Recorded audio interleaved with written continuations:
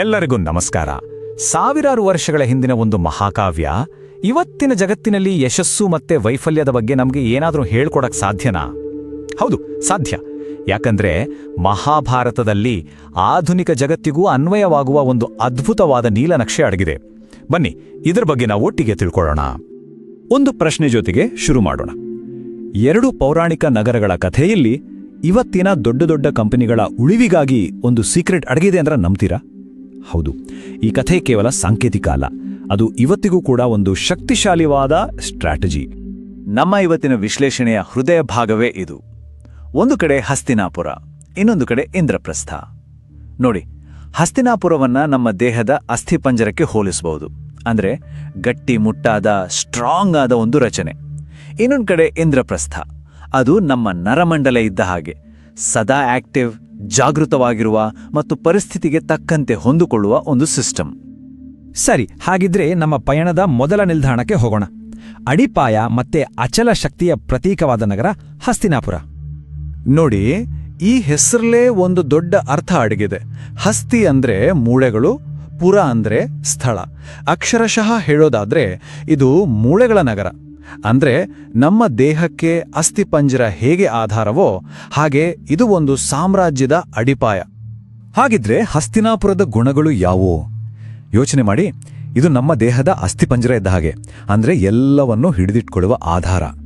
ಶಕ್ತಿ, ಸ್ಥಿರತೆ, ಸಂಪ್ರದಾಯ ಮತ್ತೆ ಪರಂಪರೆ ಇವೆಲ್ಲ ಅದರ ಮೂಲ ಸ್ತಂಭಗಳು. ಆದ್ರೆ ವಿಪರ್ಯಾಸ ನೋಡಿ, ಅದರ ಅತಿ ದೊಡ್ಡ ಶಕ್ತಿಯೇ ಅದರ ಮಾರಣಾಂತಿಕ ದೌರ್ಬಲ್ಯವಾಗಿತ್ತು. ಅದೇನು ಅಂದ್ರೆ ಬಿಗಿತ, ರಿಜಿಡಿಟಿ.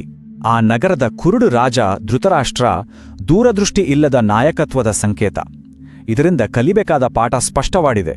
ಬಾಗೋಕಾಗದ ಒಂದು ರಚನೆ ಎಷ್ಟೇ ಬಲವಾಗಿದ್ರೂ ಕೊನೆಗೆ ಮುರಿಲೇಬೇಕು. ಸರಿ, ಹಸ್ತಿನಾಪುರದ ಬಿಗಿತದ ಬಗ್ಗೆ ನೋಡಿದ್ವಿ. ಈಗ ಅದರ ಸಂಪೂರ್ಣ ವಿರುದ್ಧವಾದ, ಸದಾ ಚಲನಶೀಲವಾಗಿರುವ ನಗರದ ಕಡೆ ನಮ್ಮ ಗಮನವನ್ನ ಹರಿಸೋಣ. ಇಂದ್ರಪ್ರಸ್ಥ. ಇಂದ್ರಪ್ರಸ್ಥ ಈ ಹೆಸರೇ ಎಲ್ಲವನ್ನೂ ಹೇಳುತ್ತೆ. ಇಂದ್ರ ಅಂದ್ರೆ ನಮ್ಮ ಇಂದ್ರಿಯಗಳು, ಪ್ರಸ್ಥ ಅಂದ್ರೆ ಸ್ಥಳ. ಅಂದ್ರೆ ಇದು ನಮ್ಮ ಅರಿವಿನ, ಗ್ರಹಿಕೆಯ ಮತ್ತೆ ಬುದ್ಧಿಶಕ್ತಿಯ ಕೇಂದ್ರ.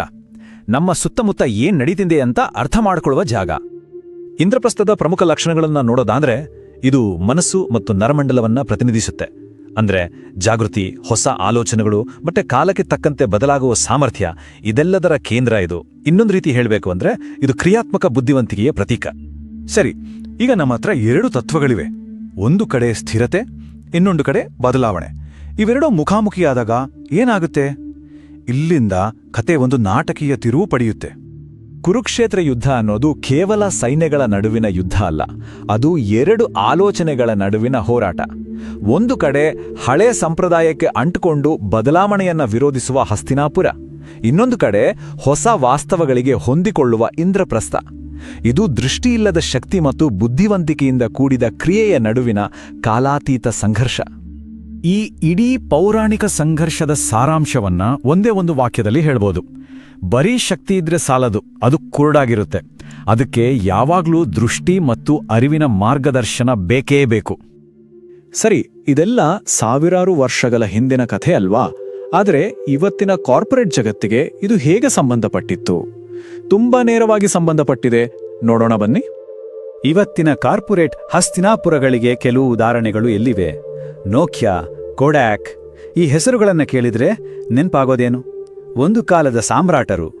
ಇವೆರಡೂ ತಮ್ಮ ಕ್ಷೇತ್ರದಲ್ಲಿ ದೈತ್ಯರಾಗಿದ್ವು, ಬಲವಾದ ಅಡಿಪಾಯ ಹೊಂದಿದ್ವು. ಆದರೆ ಬದಲಾವಣೆಯನ್ನ ಅರ್ಥ ಮಾಡಿಕೊಳ್ಳಿಲ್ಲ. ತಮ್ಮ ಸಂಪ್ರದಾಯಕ್ಕೆ ಅಂಟಿಕೊಂಡು ಇಂದ್ರಪ್ರಸ್ಥದ ಅರಿವಿನ ಕರೆಯನ್ನ ಕೇಳಿಸಿಕೊಳ್ಳೇ ಇಲ್ಲ. ಹಾಗಿದ್ರೆ ಯಶಸ್ವಿ ಕಂಪನಿಗಳು ಏನ್ ಮಾಡಿದ್ವು? ಅವುಗಳು ಈ ಎರಡೂ ನಗರಗಳ ನಡುವೆ ಒಂದು ಸಮತೋಲನವನ್ನ ಕಂಡುಕೊಂಡವು. ಉದಾಹರಣೆಗೆ ಆಪಲ್, ಅದರ ಹಸ್ತಿನಾಪುರ ಅಂದ್ರೆ ಅದರ ಡಿಸೈನ್ ಮತ್ತು ಕ್ವಾಲಿಟಿ, ಅದರ ಇಂದ್ರಪ್ರಸ್ಥ ಅಂದ್ರೆ ಹೊಸ ಹೊಸ ಆವಿಷ್ಕಾರಗಳು. ಇನ್ನೊಂದು ಕಡೆ ಟೆಸ್ಲಾ, ಒಂದು ಹೊಸ ದೃಷ್ಟಿಯೊಂದಿಗೆ ಶುರುವಾಗಿ ಈಗ ಅದಕ್ಕೆ ಗಟ್ಟಿಯಾದ ಅಡಿಪಾಯವನ್ನ ಹಾಕ್ತಿದೆ. ಈ ಚಾರ್ಟ್ ನೋಡಿ, ಇದು ಬರೀ ನಂಬರ್ಸ್ ಅಲ್ಲ, ಇದೊಂದು ದೊಡ್ಡ ಎಚ್ಚರಿಕೆಯ ಗಂಟೆ. 2007ರಲ್ಲಿ ಜಾಗತಿಕ ಮೊಬೈಲ್ ಮಾರುಕಟ್ಟೆಯ ಸುಮಾರು 50% ಪಾಲು ನೋಕಿಯಾ ಕೈಯಲ್ಲಿತ್ತು. ಆದರೆ ಕೇವಲ 6 ವರ್ಷಗಳಲ್ಲಿ ಅದು 5%ಗಿಂತಲೂ ಕಡಿಮೆಗೆ ಕುಸಿತು. ಊಹಿಸ್ಕೊಳ್ಳಿ, ಇಂದ್ರಪ್ರಸ್ಥದ ಜಗತ್ತಿನಲ್ಲಿ ಹಸ್ತಿನಾಪುರವಾಗಿ ಉಳಿದರೆ ಏನಾಗುತ್ತೆ ಅನ್ನೋದಕ್ಕೆ ಇದಕ್ಕಿಂತ ದೊಡ್ಡ ಸಾಕ್ಷಿ ಬೇಕೆ? ಎಲ್ಲಿಯವರೆಗೂ ನಾವು ಕಂಪ್ನಿಗಳ ಬಗ್ಗೆ ಮಾತಾಡಿದ್ವಿ. ಆದ್ರೆ ಈ ಕತೆ ನಮಗೂ ಅನ್ವಯಿಸುತ್ತೆ, ಯಾಕಂದ್ರೆ ಎರಡೂ ನಗರಗಳು ನಮ್ಮೊಳಗೆ ಇವೆ. ನಮ್ಮ ಜೀವನಕ್ಕೆ ಇದನ್ನ ಅನ್ವಯಿಸ್ಕೊಳ್ಳೋಣ. ನಮ್ಮ ಹಸ್ತಿನಾಪುರ ಅಂದ್ರೇನು? ನಮ್ಮ ಅಭ್ಯಾಸಗಳು, ನಮ್ಮ ದಿನಚರ್ಯ, ನಾವು ನಂಬುವ ಮೌಲ್ಯಗಳು, ನಮ್ಮ ದೈಹಿಕ ಆರೋಗ್ಯ, ಇದೆಲ್ಲ ನಮ್ಮ ಫೌಂಡೇಶನ್.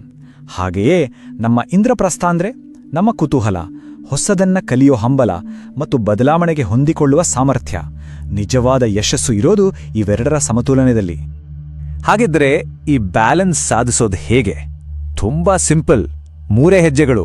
ಮೊದಲನೇದು, ನಿಮ್ಮ ಅಡಿಪಾಯವನ್ನು ಗೌರವಿಸಿ, ಅಂದ್ರೆ ನಿಮ್ಮ ಮೌಲ್ಯಗಳು ಮತ್ತೆ ಶಕ್ತಿಯನ್ನು ಗುರುತಿಸಿ. ಎರಡನೇದು, ನಿಮ್ಮ ಇಂದ್ರಿಯಗಳನ್ನ ತೆರೆದಿಡಿ, ಸದಾ ಕುತೂಹಲದಿಂದಿರಿ, ಹೊಸದನ್ನು ಕಲಿಯಿರಿ. ಕೊನೆಯದಾಗಿ, ನಿಮ್ಮ ಅರಿವನ್ನು ಬಳಸಿ ನಿಮ್ಮ ಶಕ್ತಿಗೆ ಸರಿಯಾದ ದಾರಿ ತೋರಿಸಿ.